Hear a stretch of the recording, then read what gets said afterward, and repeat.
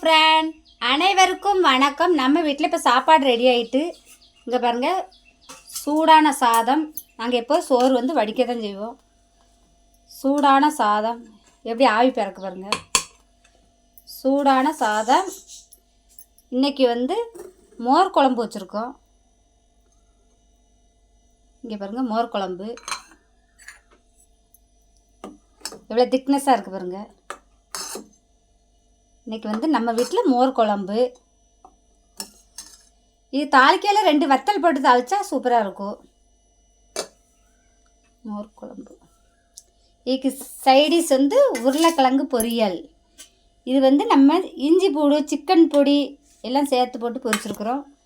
பாருங்க, ஆவி பறக்கும் உருளைக்கிழங்கு பொரியல். வெட்டையில் ஸ்லைஸாக வெட்டிக்கணும். இங்கே பாருங்க, பொடிசாக அப்படி வெட்டிக்கணும். இப்படி வெட்டிக்கணும். இந்த மோர் குழம்புக்கும் இந்த உருளைக்கிழங்கு பொரியலுக்கும் சூப்பராக இருக்கும். மோர் குழம்புக்கும் உருளைக்கிழங்கு பொரியல் தான் சூப்பராக இருக்கும்.